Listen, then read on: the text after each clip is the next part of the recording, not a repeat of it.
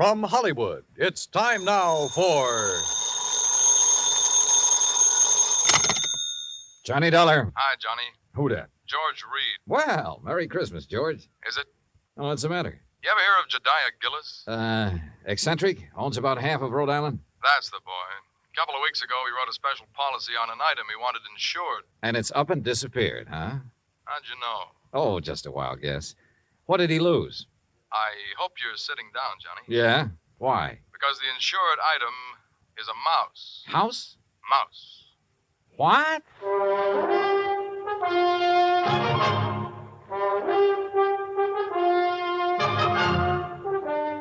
Bob Bailey in the exciting adventures of the man with the action-packed expense account. America's fabulous freelance insurance investigator. Yours truly, Johnny Dollar.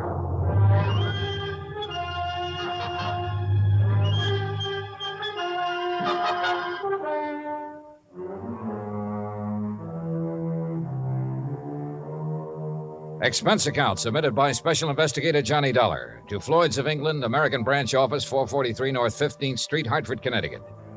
The following is an account of expenses incurred during my investigation of the missing mouse matter. Expense account item 1, 85 cents, taxi from my apartment to George Reed's office.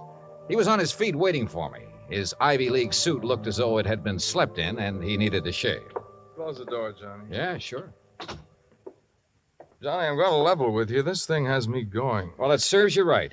Anybody who'd insure a mouse deserves what he gets. Yeah, but it isn't an ordinary mouse, Johnny. No? Not according to Mr. Gillis's original application. Yeah, take a look. Item to be insured. One unusually talented grayish-brown mouse. Unusually talented? Like how? I don't know. What? I tried to find out, but Gillis wouldn't tell me. And still you issued the policy. You know our company, Johnny. We have a reputation for insuring almost anything, but we have to draw the line occasionally, and we would have here, except for one thing. What's that? And believe me, it better be good. It is. Gillis carries all of his insurance with us. Yeah, but even so. Just one of his several policies is a straight life for $350,000. Wow, king-size premiums, huh? Exactly. So when he called asking us to insure this fellow's mouse for a few weeks... Wait a minute. Gillis doesn't own it? No. Well, who does? It belongs to a friend of his, a man named Glazer. He's spending the holidays with Gillis. Gillis didn't want to be responsible if something happened to Glazer's mouse while he's there, so he asked us to write the policy. How much did you insure it for? All the company would allow, $5,000. Oh, now, George, you think I want to get all worked up over a lousy $5,000 loss? What kind of a commission can I possibly make on that? Look, give me a chance to finish, will you? All right, but only because it's Christmas. All right. Late last night, I received a call from Gillis. He wanted to know whom we considered the best investigator in this part of the country. When I told him, he told me about the mouse and insisted I send you up to help look for it. No, George, I'm sorry, but I'm going to pass. I've handled some screwy cases in my time, but this is... Please wait till I finish, will you? I told Gillis you wouldn't be interested. That's when he started putting on the squeeze. Squeeze? How do you mean? He said if I didn't get you, he'd cancel his policy. Oh, come on. You don't believe that, do you? I don't know what to believe. Gillis is a screwball of the first water. We've known that for a long time, and frankly, I'd rather not take a chance. Well, you've got to. Maybe not. I've received an okay from upstairs. On this one, you can write your own ticket. Well, why didn't you say so in the first place? You didn't give me a chance. Look, there's a train for Providence at 3:30. Here's Gillis's address. He wants you to stay with him. That'll cost more, Georgie. It figures. Merry Christmas, Johnny. Same to you, Santa Claus.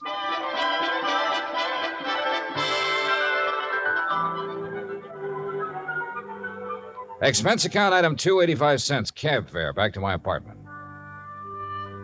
I was intrigued by what George had told me and by what his company was going to add to my bank account, so I didn't really mind changing my plans for the holidays. Expense account item 3, $18.90, transportation, including a round-trip ticket, Hartford to Providence, and cab fare out to the Gillis residence. Palace would be a better word for it. It stood in the middle of a large wooded park. Must have been half a dozen acres, all of it surrounded by an old-fashioned iron fence. I dismissed the cab and had started toward the front door when it opened. And standing against the light, watching me, was a tall, beautiful girl. Careful of the steps. What? The steps, they're icy. Oh, thanks. We've been expecting you, Mr. Dollar. Hi. Well, hi. Mr. Glazer and Father are in the library. Would you like to meet him now or wait till after you're settled? I'm afraid I'd better see them right away, Miss Gillis. Marion, Johnny. Well, come along. You know, for the first time, I'm glad I came home for the holidays. Home from where? New York. Here we are. You'll have to come visit me, Johnny. Maybe I'll do something drastic, like losing a mouse to guarantee it. Marion, I told you to keep that door closed. Oh, Mr. Dollar's here, Father. Oh, well, have him come in. Yes, by all means, have him come in. See you later, Johnny. Yeah. Well, Dollar, glad you finally got here. Yes, indeed. Thank you, sir. This is my friend and associate, Bert Glazer. Hiya, Mr. Glazer. Bertie and his pals, Mr. Dollar. Beg pardon? My dog act. You investigators are supposed to have good memories. I hoped you might have caught us at some time or other. No, afraid not. Oh, would you like to have a drink, Mr. Dollar? No, thanks. Now, suppose I got anything you want to drink. I got an eggnog, hot buttered rum. Well, maybe later. Right now, I'd like to hear the details of your loss. You mean that insurance agent didn't give you all the information? He didn't know it all, Mr. Gillis. All he did know was that a so-called talented mouse So-called? has disappeared. So-called. And he hasn't disappeared either, not at all. He's been kidnapped, that's what. Kidnapped, yes, sir, and we know who did it, too. And why? We know why, too. And it's your job to get him back, Dollar. Oh, now, wait a minute. And I'm not going to pay 1 red cent for ransom. Not 1 cent. Not 1 cent. Okay. But what makes you so sure the mouse was kidnapped? Well, I'm afraid I can't tell you that without Bert's permission. Well, Mr. Glazer? Well, if we tell you, we must have your solemn promise you won't repeat it to anybody until Christmas Day. Well, I'm not sure I can do that. If you can't, we don't open our mouths. Right. Well, Okay, till Christmas Day. good. Dollar, suppose I told you Gulliver was worth at least $50,000. Gulliver? The missing mouse. Oh, You'd be surprised if I said he was worth that much? depends. You claim he's talented. Does that have something to do with this valuation you put on him? Something. Oh, it has everything to do with it. Yes, sir. Well, what does Gulliver do that other mice can't? Nothing. But it's how he does it that counts. How he does what? Sings. What? Can't you hear the man, Miss Della? Can't you hear him? Gulliver sings. He carries a tune. You know. With the clarity of a clarion, the fervor of a female opera star, and the tone of a tenor. That's how we plan to bill him. I see. But he doesn't believe us. Oh, no, wait. I didn't say that. There's no need to. We can tell by your face. Can't we, Bert? But a mouse. Mr. Dollar, it is a scientific fact that mice sing. Mice sing. Well-known magazines have published articles proving it. Unfortunately, most of them sing in a scale too high for human hearing. But not Gulliver. Well, not Gulliver. Yeah, that's right. He's a basso. A basso. By mousy standards, that is. Oh, no. No, Bert, he still doesn't believe us. Very well, Jedediah, there is only one thing to There's do. only one thing to do. You follow us, Dollar. We'll erase the doubt in your mind forever. I took a good look at Bert Glazer, then reluctantly followed the two of them out of the library and down a long hall. At the moment, this thing had all the earmarks of a good old-fashioned con game. Or better still, a benefit on behalf of Bert Glazer with Josiah Gillis and Floyd's of England as the sole cash contributors. We wandered for what seemed like blocks through the old mansion and finally reached a large playroom. On top of one of the billiard tables was a small brass cage. In it were 2 small grayish-brown mice. Glazer opened the cage and let them out. Mr. Dollar, allow me to present Hecuba and Esmeralda. Oh, how do you do? I suppose they sing, too. Oh, they certainly do. But not nearly as well as Gulliver. Just don't have the instrument, you know. Instrument? The voice, Dollar, the voice, the vocal cords. Oh, yeah, I see. But, now, where did you keep Gulliver? In here with the others. Bert didn't want to separate them. That's right. I originally started to make the 3 of them into a singing, trio, like the Andrews sisters. But Gulliver advanced so rapidly, I decided he should be a soloist. Oh, sure. You aren't afraid of mice, Mr. Dollar? No. No, well, that's fine. They sense it if you are, you know. It upsets them. Upsets them. All right, now, Hecuba, move over a bit. Give Esmeralda some room. That's it. Now, up on your haunches. Up, Esmeralda. There we are. Now, what would you like to hear, Mr. Dollar? Oh, anything at all? Oh, Bert, how about my favorite, huh? Over the Waves. Good. Yeah, you got it, Esmeralda? Over the Waves. That's it, Hecuba. All ready then? Good. That'll be fine. Ready now? 1, 2, 3. 1, 2, 3. Oh, that's it. Oh, beautiful, Esmeralda. Beautiful. Yeah.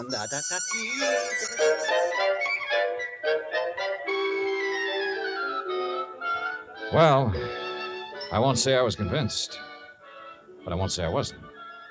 But I will say those mice were singing something, or giving a mighty good imitation of it. We returned to the library, and this time I sampled the eggnog liberally. Is that all right, Dollar? Oh, fine, thanks. Well, Dollar, you know now why we believe Gulliver was kidnapped? Well, I'm not sure. To exploit him. What else? Exactly. You have any idea who did it? Harry McQueen, that's who. McQueen. Who's McQueen? Used to be my agent. Theatrical agent? Uh-huh. He's been snooping around here lately, Johnny. We figure he's gotten wind of our mice. Well, what do you mean by snooping around, Mr. Gillis? Oh, you know, he's been out here twice this week wanting to see me. Had to kick him out of here yesterday morning. How'd he get in? Well, my daughter answered the door. Yes. She didn't know McQueen from Adam. So when he asked for me, she figured he belonged in here, rehearsing the show with the rest of us. Rehearsing what show, Mr. Gillis? What show? The show for the Children's Hospital. Jodiah puts one on for the sick kids every Christmas Eve. Of course. You know, Dollar, variety act, a Santa Claus. This year, though, we got a radio hookup. Go all over the state. And Gulliver, well, he was going to headline. And that's why I sent for you, Dollar. I figured you can get him back by tomorrow afternoon if anybody can. How long was McQueen in here before you noticed him? Long enough to lift Gulliver. This was our dress rehearsal, Dollar. We'd asked some of the kids from around the neighborhood in to watch, so it was pretty crowded. Where were the mice during the rehearsal? Well, that's where I made my mistake. What do you mean? We were keeping them a secret till the real show. Well, where were they? In their cage, over there on the mantel. Now, we were using this part of the room for the stage, so McQueen could have just reached in and taken Gulliver without us seeing him. Now, what makes you so sure McQueen did it? We told you. Besides, who else would want him? Who else? And it was right after I kicked him out of here that I discovered Gulliver was missing. What'd you do then? I called off the rehearsal and started searching for him. McQueen? Big Gulliver. And I put in a telephone call to the Providence house where McQueen was staying. Did you talk to him? Nope. They said he checked out. After questioning them for a while, I finally had a nightcap with Jediah, then went to the phone in the hall and made some calls, including one to George Reed. Well, how's it going, Johnny? It's not. That's why I'm calling. Look, they think a theatrical agent named Harry McQueen stole the mouse. He has offices in Boston and New York. I placed a person-to-person call to both offices, but with tomorrow Christmas Eve, he might not get the message. So, what do you want me to do? Find out his home number. Ask him to call me here. Okay. Anything else? Hello? Johnny?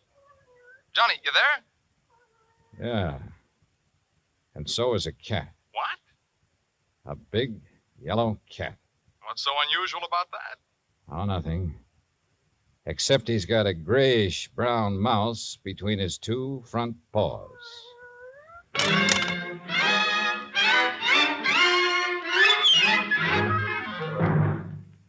Act 2 of yours truly, Johnny Dollar, in just a moment.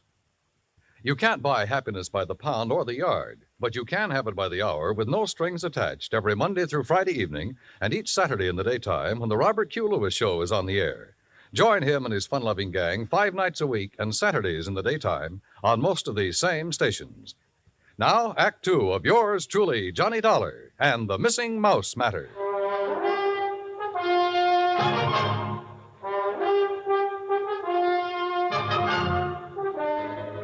I was standing in the hall of Jediah Gillis's home looking at a big yellow cat that had a mouse between its two front paws. As far as I was concerned, a mouse is a mouse, and this one could be Gulliver. I cut short my phone conversation with George Reed, then started toward the cat. Here, kitty. Here, kitty, kitty. Nice, kitty. Pretty kitty. Mama, Here, kitty. Mama, where are you? Here, kitty, kitty. That's a good kitty. Now, kitty, let me have the little mouse. Mama, you naughty cat, where... Oh, This cannibal belonged to you, Marion? yes, I promised Father I'd... What do you mean, cannibal? Take a look. Oh, no. Oh, yes. And he's very, very dead. Oh, you don't think it's Gulliver, do you? Well, Mr. Glazer will have to identify him. And if he is, Well, that's that. Oh, no, Johnny. What do you mean? Oh, Johnny, please, you don't have to tell him, do you? Well, sure. If it's Gulliver, this thing's cleared up. If it's not, your Rama gets a reward for being a good mouser. Oh, Johnny, please. Dad almost had a fit when I arrived here with Rama. He made me promise to keep him in my room. This the only time he's been out? Well, no. Oh. He was out for a little while yesterday while they were rehearsing. I didn't notice he was gone till after lunch. Then the corpse could be Gulliver's. Oh, Johnny, if it is, there's nothing we can do about it now. And if you tell my father, besides making him angry, it'll break his heart. All right. I won't say anything until tomorrow night. Oh, thanks, Johnny. Night. Good night.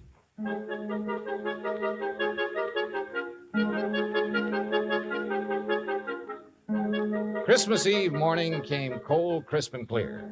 The Gillis grounds were covered with new fallen snow, and the trees were heavy with icicles, giving the whole place the look of a winter wonderland. I dressed and went down to join Gillis and Bert Glazer at breakfast. I was on my third strawberry when the phone started to ring. Yeah. You expecting a call, Dollar? Yeah, matter of fact, I am. Yeah, and you'd better answer it. If it's somebody at the broadcast station for me, tell them I'll be at the Children's Hospital at noon. They can call me there. Right. Hello? Johnny Dollar? Speaking. Look, I don't know what's going on down there or why you're going to pester me about it. Who is this? Harry McQueen, who did you think? Well, I wasn't sure.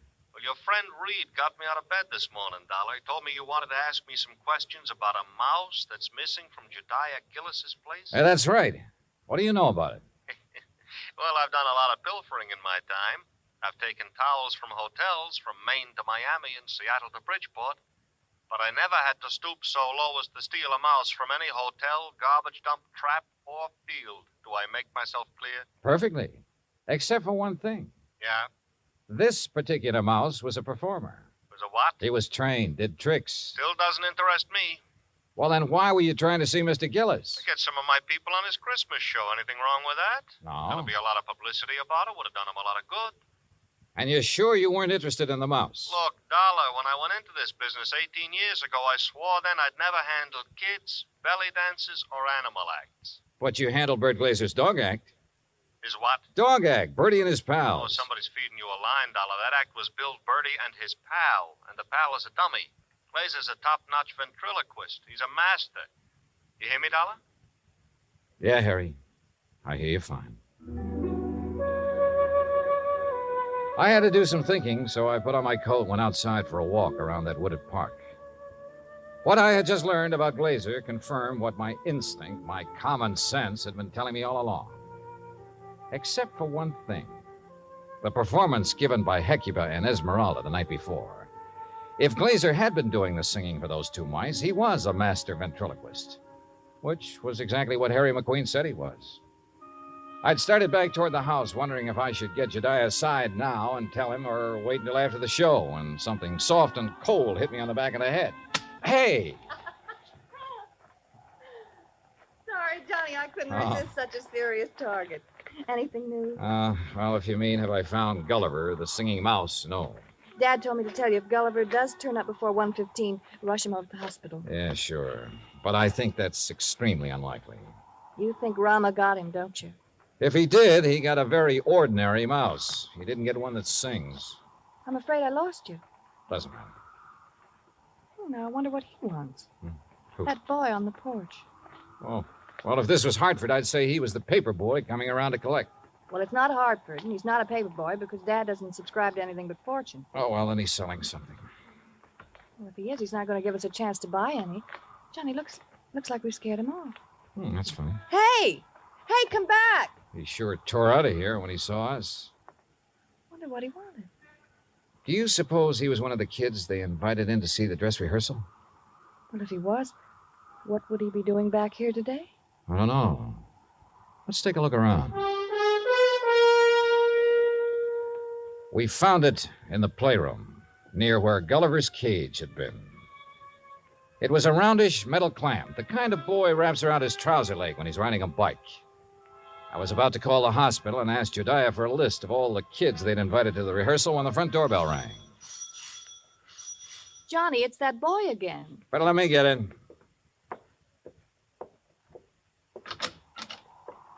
Hi. Hi. I was over here to see the show the other day. Oh? Yeah.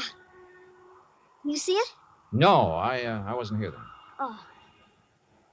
Jeez, sure is cold, ain't it? Yeah, sure is. Oh, why don't you come in and get warm? Oh, no, that's okay. No, come on. Nobody's here. No? Oh, okay. Yeah, sure, come on. I don't want to bother nobody, you know. I was just riding by and I thought I'd stop and tell old man Gillis what a swell show they put on. You really liked it, huh? Yeah. All except for that Santa Claus. Oh? What was wrong with him? Nothing. Just that, well, who believes in all that smushy kid stuff? Kids, I guess. How old are you, Bobby Neves. How old are you, Bobby? Almost 11. Well, being that old, I can understand why you weren't impressed with the Santa Claus. All that other stuff, too. You know, like giving presents and singing those hymns and junk like that. You gotta cut it out when you start growing up. You sure do, boy. Yeah. You know, you and my mom, you get along just fine. Oh? Yeah. She feels about Christmas. She feels about Christmas just like you and me do. All right. Yeah. Boy, this log fire sure makes your eyes smart, don't it? Yeah, it sure does. Where do you live, Bobby? Crosstown, Scully Avenue. Well, how'd you happen to be over here the other day? Well, I was riding my bike when I saw this dog. Well, gee, he was... Anyhow, when I tried to catch him, he ran from me. I followed the silly mutt clear over here. You ever catch him? No. I was about to when this man hollered and asked me if I wanted to see a free show. So I came in. I see.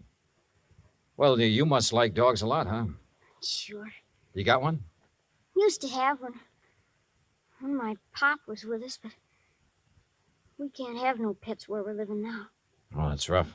Yeah. You know that poem? Which one? You know, about all through the house not a creature was stirring, not even a mouse. Yeah? Well, that fits our place. Especially now. How do you mean? Well, I didn't think he'd miss it, you know. Man with a house as big as this one and all. So when I saw this cute little fella up in that cage, well, I didn't really mean to take him on holding me, but when he got under my sweater and was real quiet, like he liked me, well, you know what I mean. Yeah, Bobby. I know. But I got to thinking and decided to bring him back. So would you give him to the old man, to Mr. Gillis for me, please? No, I think you'd better do that yourself. Oh, no, please. He might be awful mad at me by now. No, Bobby. In fact, you're going to get a reward. Yeah? Word of honor. Now, what do you say we go down where Mr. Gillis is putting on that Christmas show and see it? Okay? Oh, sure. Bobby. Yeah? Did you notice anything unusual about this mouse? Yeah, I sure did. What was it? He got some white on his right hind foot.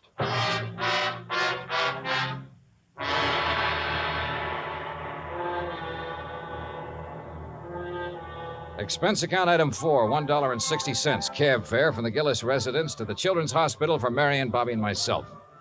Inside, we followed the sound of children laughing and reached the auditorium. Marion found a seat among the nurses, and I took Bobby backstage.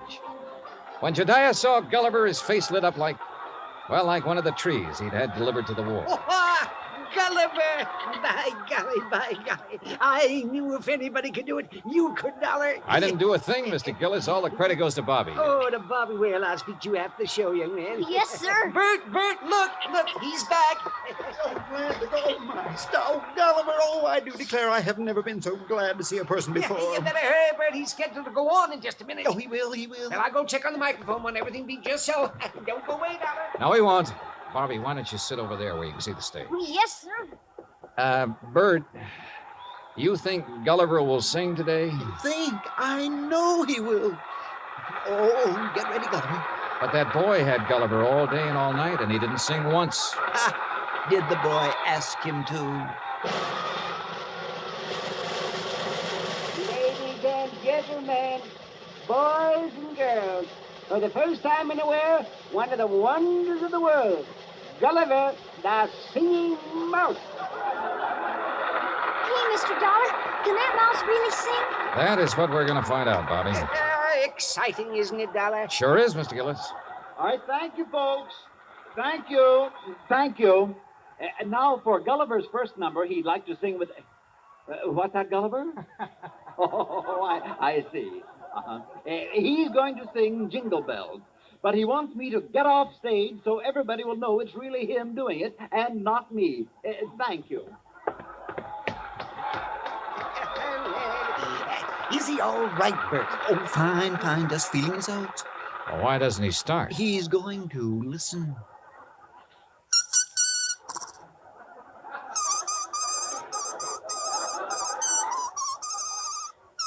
Well, Dollar.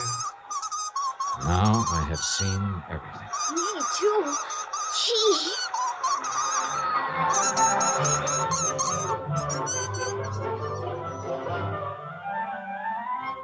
Bert Glazer had a logical answer for having lied about his old vaudeville act. He knew I wouldn't believe the mice could really sing if I'd known he was a ventriloquist. And you know, well, after all, yet sometimes...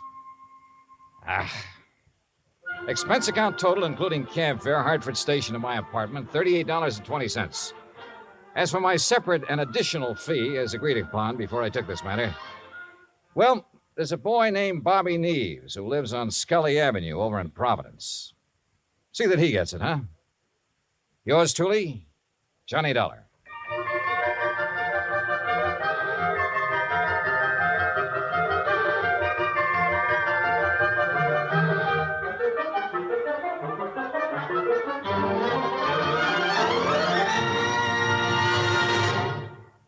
Our star will tell you about next week's story in just a moment.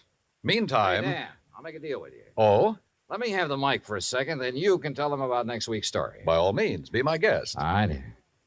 I just don't want to pass up a chance to do two things. First, well, Pam and Eric and Fran, Mr. and Mrs. Froelich, Helen, Will, Scotty, all the rest of you nice people who've written in to tell us how much you like the program. Thanks. I really appreciate hearing from you, and believe me, I'll answer your letters just as quickly as I can. Second, well, I'm sure you know what this is, and I want you to know it comes from the heart. Merry Christmas to you. God bless you. Now, next week. Next week, the case of a prize fighter who could win only by losing, because his life depended on it. Right. Join us, won't you? Yours truly, Johnny Dollar. Yours truly, Johnny Dollar, starring Bob Bailey, originates in Hollywood. It is written by Charles B. Smith and produced and directed by Jack Johnstone. Heard in our cast were Mary Jane Croft, Howard McNear, Parley Bear, G. Stanley Jones, Bill James, Lawrence Dobkin, and Richard Beals. Musical supervision is by Amerigo Marino. Be sure to join us next week, same time and station, for another exciting story of yours truly, Johnny Dollar. Dan Cubberly speaking.